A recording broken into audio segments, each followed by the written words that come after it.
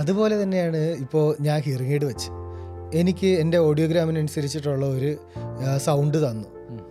ഈ തന്ന സൗണ്ട് ശരിക്കും എനിക്കത് ഹിയറിംഗ് എയ്ഡിനകത്തൂടെ ചെവിയിൽ കിട്ടുന്നുണ്ടോ ഇല്ലെന്ന് ഞാൻ പറയാതെ എങ്ങനെയെങ്കിലും അറിയാൻ പറ്റുമോ? ഞാനിപ്പോൾ കേൾക്കാം ഇല്ല കേൾക്കുന്നില്ല എന്ന് പറഞ്ഞാലേ മനസ്സിലാക്കുമോ? അതല്ലാതെ ഇത് മനസ്സിലാക്കാനുള്ള എന്തെങ്കിലും സംവിധാനം ഉണ്ടോ? നോർമലി അഡൽട്ട്സ് ആണെങ്കിൽ അല്ല സംസാരിക്കാൻ പറ്റുന്നവരാണെങ്കിൽ അവർക്ക് പറയാൻ പറ്റും, ഞാനിപ്പം ഇന്ന ചേഞ്ച് ചെയ്തു, അപ്പം എനിക്ക് സൗണ്ട് ക്ലിയർ ആണോ, അല്ലെങ്കിൽ ഇപ്പം ഞാൻ പ്രൊവൈഡ് ചെയ്യുന്നതല്ല ഹിയറിംഗ് എയ്ഡ് പ്രൊവൈഡ് ചെയ്യുന്ന സൗണ്ട്സിന് എന്തൊക്കെ മാറ്റങ്ങൾ വേണം എന്നുള്ള അവർക്ക് നമുക്ക് വെർബലി പറയാൻ പറ്റും നമ്മളോട്. ഈ ചോദ്യം ഏറ്റവും റെലവൻ്റ് ആയിട്ട് വരുന്ന കുട്ടികളുടെ കാര്യത്തിലായിരിക്കും.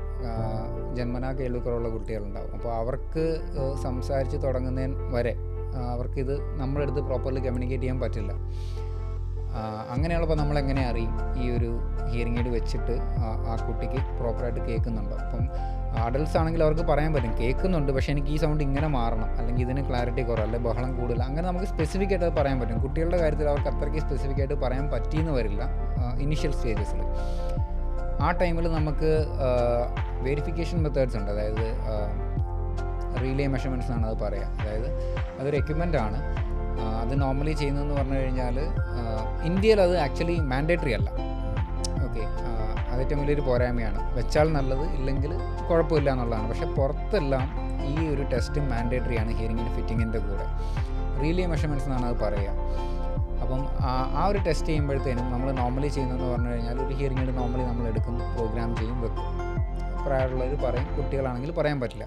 കുട്ടികളിൽ നമ്മൾ ചെയ്യുന്നതെന്ന് പറഞ്ഞു കഴിഞ്ഞാൽ പ്രോഗ്രാം ചെയ്ത് വെച്ചതിന് ശേഷം ഞാൻ ഉദ്ദേശിക്കുന്ന ഗെയിൻ തന്നെ ഉള്ളിലോട്ട് പോകുന്നുണ്ടോ എന്നുള്ളത് എനിക്ക് ഉറപ്പ് വരുത്താൻ വേണ്ടിയിട്ട് ഞാൻ ചെവിയുടെ ഉള്ളിൽ ഒരു മൈക്രോഫോണും വെക്കും. മൈക്രോഫോൺ വെച്ചിട്ട് ഞാൻ വേറൊരു ടെസ്റ്റും കൂടെ ചെയ്യും. ഈ ഹിയറിംഗ് എയ്ഡിൻ്റെ ഔട്ട്പുട്ട് ആ മൈക്രോഫോണിൽ എന്തുമാത്രം വരുന്നുണ്ടെന്നുള്ളൊരു ബേസിക് ടെസ്റ്റിംഗ് ആണ്. ബേസിക് ടെസ്റ്റിംഗ് ഞാൻ പറയുന്നില്ല, ഒരു ടെസ്റ്റാണ് റീലേ മെഷർമെൻറ്റ്സ്. അപ്പോൾ റിയൽ ആയിട്ടുള്ള ഒരു ഇയറിൽ വെച്ചിട്ട് നമ്മൾ ചെയ്യുന്നു.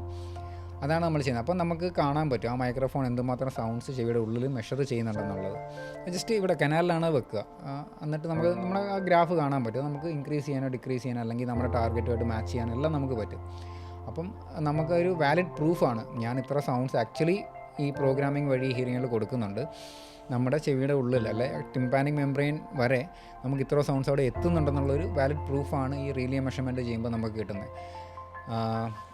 അത് ചെയ്താൽ വളരെ നല്ലതാണ് ഇപ്പോഴും, പ്രത്യേകിച്ച് കുട്ടികളുടെ കാര്യത്തിൽ.